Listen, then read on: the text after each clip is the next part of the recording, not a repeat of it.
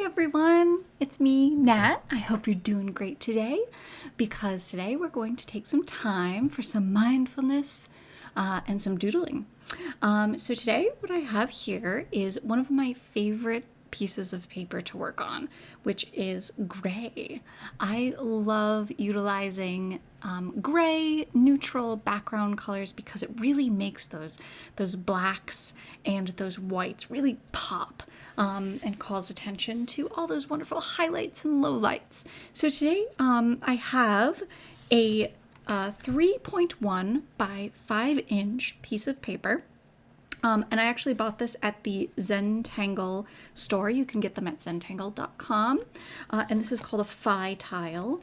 And it kind of looks like a little bit like a tarot card in shape. But if you don't have one, then you can totally cut them out. I do so as well when I don't have Phi tiles on hand or I'm feeling a little cheap. You can buy them and cut them up yourself. They don't have the nice rounded edge or the kind of like nice flayed edge. But you work with what you have. So I am really excited because we are going to be working with white charcoal pencils in addition to our regular carbon graphite pencils. And of course, I always have my Tortillon with me. And I'm going to be adding a white jelly roll into the mix. You don't need it, but it's a wonderful addition. And of course, I'm going to be having my black Micron pens as well. So today we're going to start out with our pen and not using our pencil to start out, which is rather odd. And today we're going to be doing the pattern called Ing, I-N-G, and we're going to zest it up just a little bit. So I'm excited to get started. All right, so we're going to start out here on our gray piece of paper. And if you hear a munching sound, that's my dog. They discovered the treats that I have dropped on the ground. So there's that. All right, so we're going to start off at the top of our paper. And we're going to start by making these diagonal lines all the way down the page. Almost like we're making a silhouette of a mountain range. And vary your strokes and your length of your strokes as you go all the way down, just like that, all the way down your paper. And then what we're going to do is we're going to start connecting some of these lines. And so I'm going to imagine that there's a line coming down from up here, and we're going to connect our peaks to the middle of our adjacent mountain. So I'm going to come up here, go to the middle like that. And I'm just kind of imagining a peak in the distance off the page somewhere. And so we're going to go from our peak right here to the middle of our mountain right there. Same thing from our peak to the middle of our mountain, peak to the middle of our mountain, and peak to the middle of our mountain. We're going to do the same thing on the other side as well. Except we're going to go from the base to the middle of the interior of our mountain. And same thing, connecting all the way down. All the way down we go.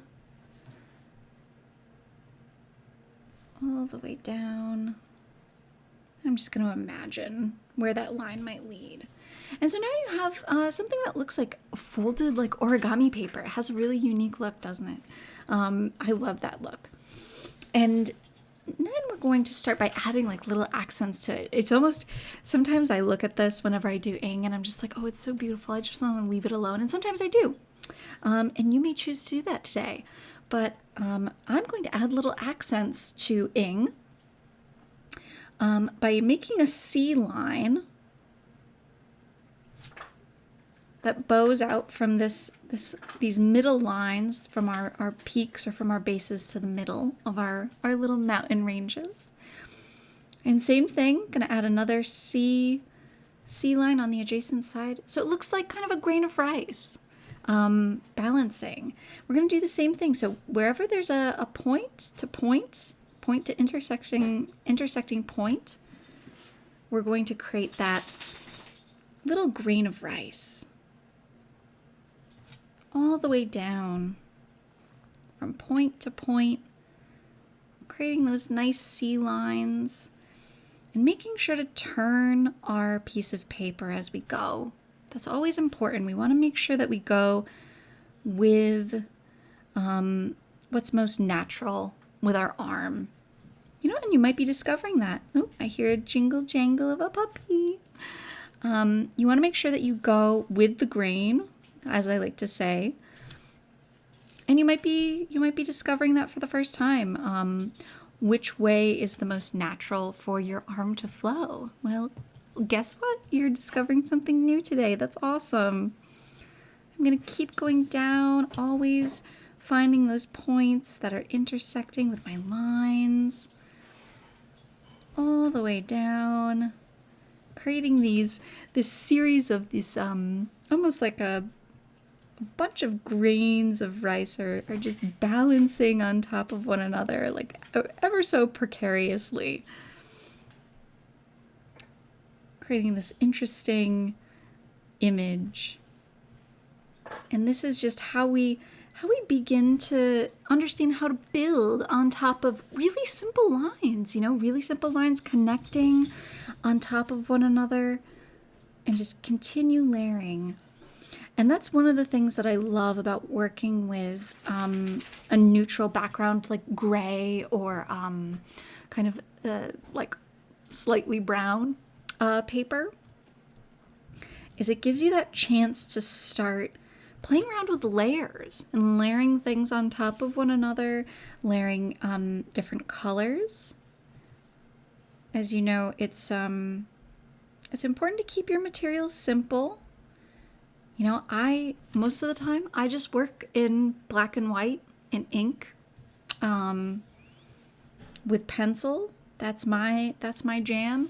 And, working with that has allowed me to explore a lot of the boundaries and a lot of the interesting ways that I can play with the language of my lines and hatching my lines, cross-hatching.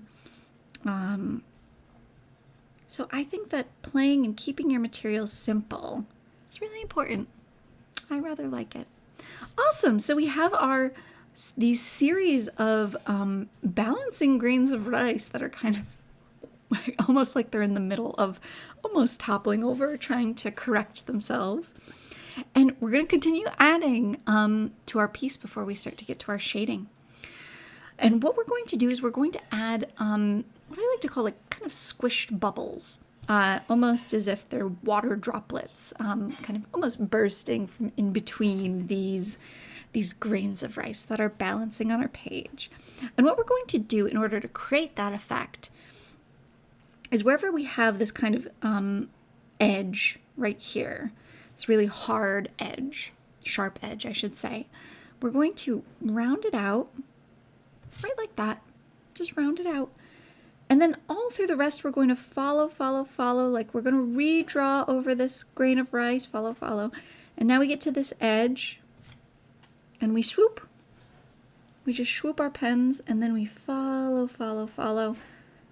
And then swoop. And then follow. And it creates the illusion that there's kind of something being squished. And when we get into the shading and the highlights, I'm very happy to say we will kind of continue creating that effect and really make it look like it's bursting forth. Ooh. So there are a lot of interesting spaces where I'm just kind of trying to be really careful because I really want to make sure that I redraw over those lines with some precision to really make sure that I create that squished effect. Oops, that's okay. It's okay if my lines get a little wavy. Because it's, what I imagine is it's kind of like water. We're working with water, which is rather, can be sometimes unpredictable and flows in different ways. Here we go.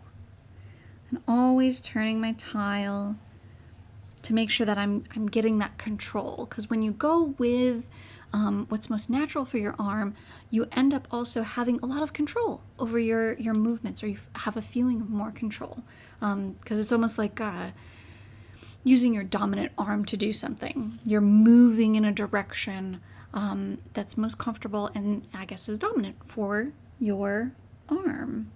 So it's just making sure that we know and we take note of our body and how it feels while we're drawing.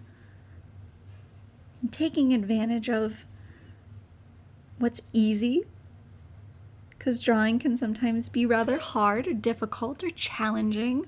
So it's making sure that we create those opportunities for ourselves to go easy on ourselves, right? Make things just a little easy. Trying to fit little squish bubbles in those little teeny tiny spaces. Here we go. Oh, I rather like that. That looks very nice. Now, if you want, you can color in these little in-between spaces between your rice grain and your bubble black if you like, or you can just kind of leave them that neutral tone. And now what I'm also going to do before I finish up, I'm going to actually create some accents, some floating circles, kind of feeling like I want to create a sense of like we're going down someplace where there's just some depth there. And I'm varying the size of my bubbles to kind of create this sense of contrast. Like in shading, you want to make sure that you have this contrast. Different colors inform us of how dark the darks are, how light the lights are, and how kind of gray and neutral the other tones are. So like with that, sizes help inform us of how big something is, how small something is. So it's good to have a variation so we can tell what's big, what's small. So everything informs everything else. It creates this entire art ecosystem, which I absolutely love. All right, so we're going to start out here with our graphite pencil, our carbon graphite pencil, and we're going to start laying down some shade onto this piece of paper. And for these bubbles, I'm actually going to just add a little shade to the bottom of these bubbles. What's great about neutral paper is, you don't need to, the paper does a lot of heavy lifting for you. It creates this really interesting space. And I love using white paper, not dissonant. It's just sometimes it's gray paper just creates this really interesting environment to just creates new opportunities. And okay, so I have my light bit of shade on my bubbles here, and now I'm going to move to these bubbles, and so we're going to create an interesting effect. We're going to create the effect that light is hitting it from one point, and then light is also exiting out of it. So we're almost treating it like it is a kind of a bubble of water. And so the way water typically works is there's going to be light hitting one point, and that's going to be the brightest, most brilliant point on your piece of water, on your droplet of water. And then there's going to be kind of almost a light white blob of exit point where the light is exiting out. But everywhere in between, there's light bouncing all over this bubble of water. And so we're going to, in order to kind of create this effect, here's a kind of quick and simple way that I learned from another teacher. I'm going to put my finger on one of these corners, one of the corners of my bubble. And I'm not going to color in anywhere in that space. But I am going to lay down a really dark line on the opposite side. And I'm going to remove my finger real quick just so I can get the detail that I'm looking for. All right, I'm going to put my finger back and I'm going to keep following around until I get to my finger. All right. And now I'm just going to kind of lightly, very lightly massage my pencil, going from a little like medium pressure to very, very light pressure as I become a little bit more closer to my finger. That looks quite nice. And I'm going to lift up my finger and I'm just going to fill in ever so slightly a little bit of dark line. A little bit of dark line to kind of create that sense of, you know, kind of roundedness. So the dark will kind of help illustrate the I guess the cupping of the water. All right. I'm just going to add just a little bit more blending. I'm going to bring out my Tortillon to help me with that blend. Just blend, blend, blend, blend, blend. Very lightly. I'm being very, very light with my massaging and kind of softening that edge a little bit. I might push a little bit harder in this area because I really want to make sure that it's dark up near this area. So it's almost like opposite this place that you covered up. You want it to be a little dark. And you'll see the effect that we create pretty soon.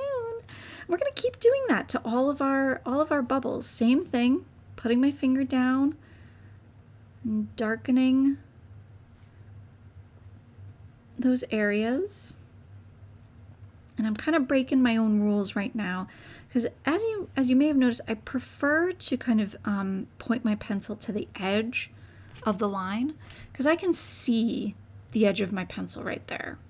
I can't see what's below. So if I were to turn around and try to shade the interior of this like this, I might end up shading a little bit over because I don't quite know where that graphite ends. Sometimes you do, but I don't like to leave it too much to chance. All right, I'm gonna massage my graphite, creating just some light swirls. Then I'll come in here with my Tortillon and just massage a little bit. You can do this with a Q-tip. I just so happen to have a Tortillon. You can usually get them from any art supply store. This one's just a nice small one. You can usually get them in packs, which is rather nice because I haven't worn this one out yet.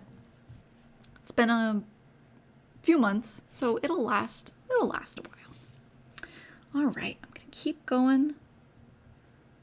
And I'm feeling confident, so I'm not gonna use my finger anymore. I'm going to be confident in my ability, but if you want to keep using your finger, that's totally fine. Like I said, we all need to make sure that we're creating and utilizing those tools that help us make the drawing process easier, right? Make the drawing process easier for ourselves. Make life a little easier, right? And that is totally fine. I'm just gonna hint at this space right there.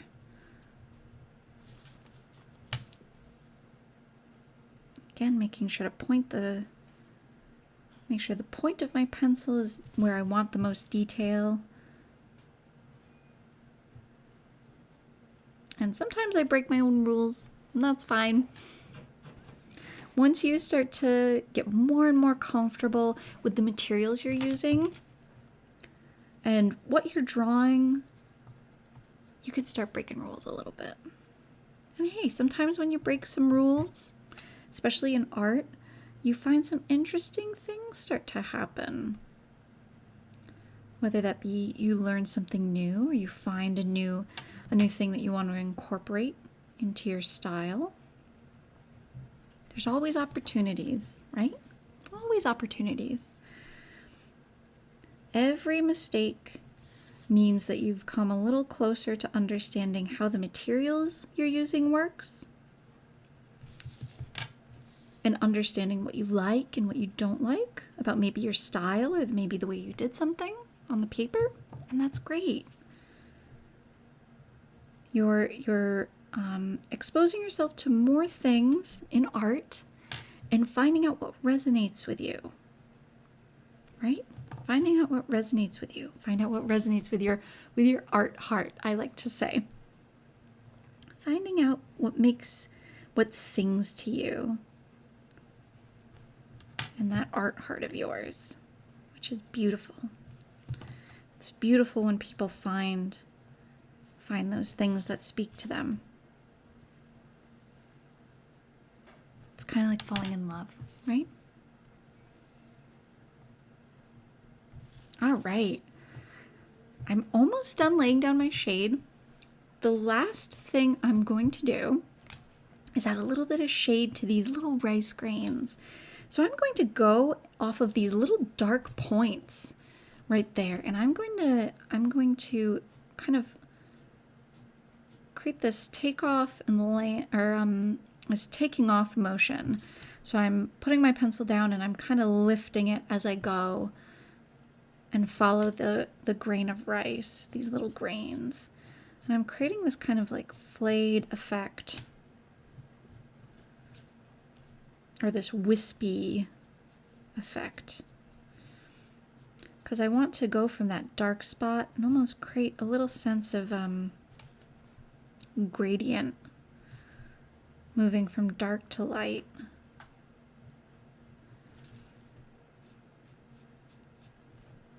Creating that motion of shadow and light moving across my rice grains all the way down the page.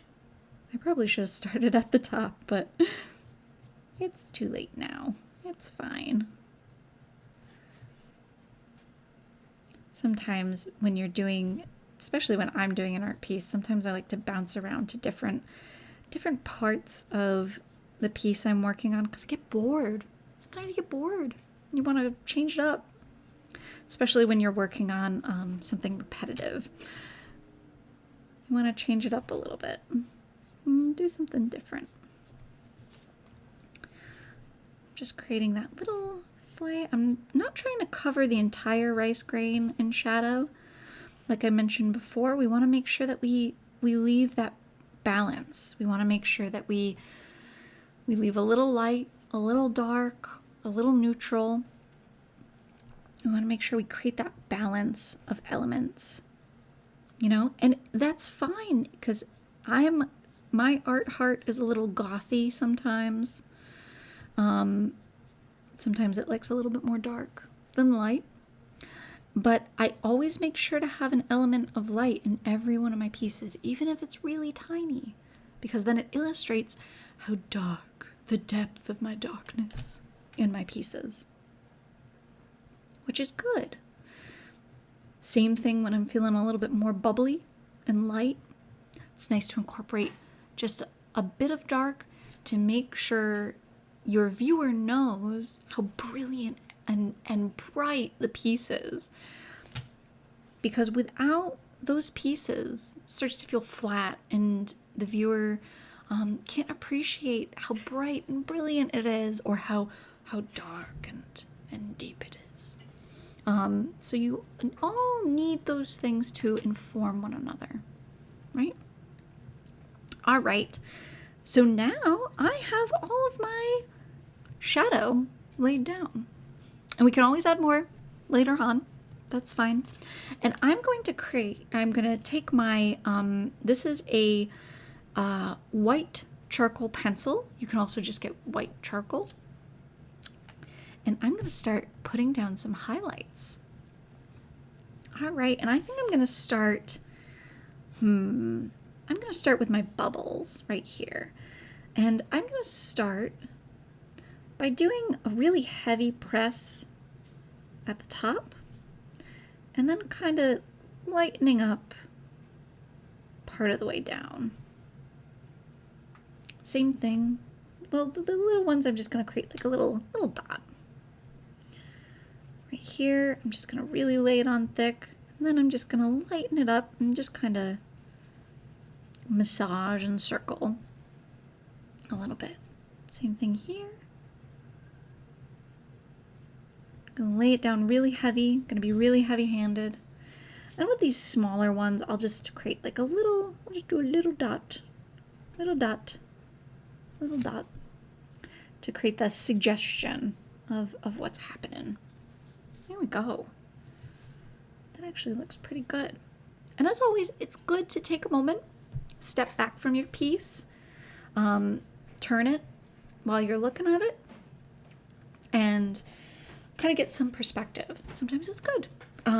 It helps us see the ecosystem of the entire piece and how all these different smaller pieces are working together. Sometimes when you get too close to a piece, you kind of lose sight of the whole. Oh, and there's a puppy crawling underneath my toesies. All right. And I'm going to leave these bubbles for last because that's my favorite thing to do. And I'm going to put little spots of highlights in the very middle of these rice grains, just to show like that this kind of bowing out, this thick part is really catching the light, you know? Whites and darks, depending on how thick you make your lines, your ink lines, that can show prominence in a piece, but also white can show highlights and what's kind of more front. But it has to work with the shadow to create that round effect. All these different pieces help to work. All right, I'm just gonna create little dots of highlights on these little rice grains. It doesn't take a lot. It just takes a little coloring, little strokes, few strokes. It doesn't take much at all. And I know in one of my classes I got asked if I redraw over some of these ink lines. And that's a very good question. I like that question. Somebody asked if I redraw over these ink lines, and sometimes I don't. Because sometimes you're creating this illusion that light is radiating off of a surface, so the definition of those lines is kind of blurred. It's almost like looking at something bright. Like imagine looking at a window or something reflecting like the sunlight. Sometimes it's so brilliant you can kind of tell where the edge of something is, but the definition, that hard definition, is lost because it's so brilliant, so bright. There's light radiating off of it. So usually, sometimes I will redraw those lines, sometimes I won't. But it's your choice. If you're feeling like you want those hard edges and you want those very defined lines, then that speaks to your art heart. All right. Now we're going to get to my favorite part, which is the bubbles. I love the bubbles. I know, hype. Okay, so right here, a little bit of lesson in how light operates. So this is where the light is kind of exiting from the piece, from the bubble. So the light is slightly diluted. So I'm going to just rub a little bit of very, very lightly. My strokes are very, very light. Just a little bit of white charcoal right there. But then on the opposite side, so wherever is opposite of this kind of exit, you're going to really lay down a really thick, really hard light. And sometimes this is where I like to come in with my jelly roll, because it's basically like whiteout. And I like to come in with my jelly roll and just lay down that brilliant white, right? and comes down so easy. And you're putting it over where it's really dark, where you've almost laid down the darkest shadow in your piece. And that is supposed to be the way it is. If you look at Mancala gems, you'll notice, and you look at, you know, light shining down on it and where it exits out, you can kind of get a sense of how of what I'm talking about in the real world, and not just in our interpretive art world. So I'm gonna just finish up adding these highlights. And the jelly roll kind of gives me a little bit of more detail because I need to sharpen this nubbin a little bit. But the jelly roll, of course, you know, is a defined point that gives me a little bit more control. But you don't need the jelly roll necessarily. I can even just add a little bit of jelly roll highlights. But yeah, so that is how you do ing, and add a little flair to it on gray paper. I'm rather proud of that. And I hope that you create your own interpretation of ing and start to layer on some white with your shades of gray and your dark blacks. So I hope this video was helpful to you. If you want to watch more on my YouTube channel, of course, please do. And until next time, I'll see you later. Bye.